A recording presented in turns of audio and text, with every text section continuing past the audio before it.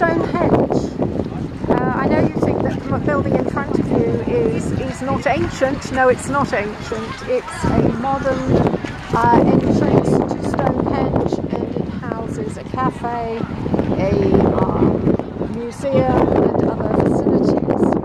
Now down there by all those people you see a huge stone, and that huge stone they think is the way that people built StoneHenge itself, and they would put it on this type of a sledge, and then they would roll the logs forward. One log would come out, they'd take the log to the back, roll it forward, and so it would go on inch by inch by inch by inch, and all the time people were pulling hard on the ropes on the stone. So that's how they think StoneHenge was built and how the stones were transported here. Now if you go to the right you'll see little huts. Now these little huts were Celtic huts, early dwellings, and they've been set up inside pretty much how they would have been in the days when the ancients lived there. Now as you can see, the roofs of the huts are made with different types of thatching, and inside they're round, and they remind me of the yurt that I saw on the Mongolian plateau and stayed in. In the centre is a fire, and over that fire they would do all their cooking, and in a minute we'll take you into one of the huts so that you can see what it's like. The hut that we pointed out to you, up in the roof there you can see the boughs of the trees that have been bent into shape, and some others woven around. Now that holds the thatch in place. Now the thatch is made up of straw from the fields, and if you go down, the whole of this area, this roundness, is made of woven sticks woven in and out of poles and then daubed, so it's called wattle and daub. And over there, down here, is the fireplace, and this was the centre, this was the hearth where people would sit at night. They would gather round, and it's also where all the cooking was done. They would have had a tripod over the top, and then hanging down would have been a pot in which they put things, in which they cooked things. Now if you go to Scotland you will often see a girdle that's over there, or a griddle, and they would bake things on the griddle over the open fire. Also if they fished, fish would be smoked over that fire as well. Now over there you see a bed.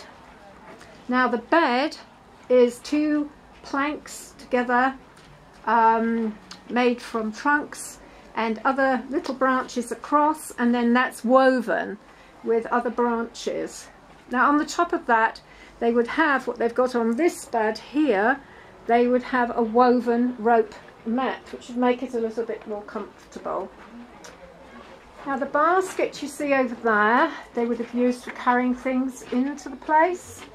As you can see, there are no windows at all, so when the fire was going it would be pretty smoky in here, and pretty dark as well. But as I said, it reminds me of the yurts on the Mongolian plateau. It's round. Now the stone you see in front of you is called the heel stone. It's a sarsen stone, and it's also not shaped like the stones actually in the inner circle, so it's a rough stone. Sometimes it's referred to as the heel stone, and it's here, it's dead in line with where the sun rises. So in the winter solstice and in the summer solstice you will see the sun coming just by the stone, and it stands at the entrance to the main entrance of the big stone circle. Also you can see there are loads of people here today. It's quite crowded. Okay, now we're going to swing round and you can see the main circle. Now these are upright stones, and these upright stones were hauled in place by by people, by manpower, and the big stones were placed on the top. Now this is what's called a henge. Now if you look straight through, you'll see a stone that has like a little hump on it. Now that is how these other stones on the tops of the upright stones are held in place. Now that big stone would have had another partner stone and then a huge stone on the top, and at the time of the solstice it would frame the sun. So that's what it was. Now that circle in the middle is a lot younger than StoneHenge itself, because there's a ditch that's outside, and that ditch was dug first of all, and the archaeologists have found that there are a lot of remains in the ditch, animal remains and things like that. So you're looking at one of the most ancient monuments in the whole of this earth.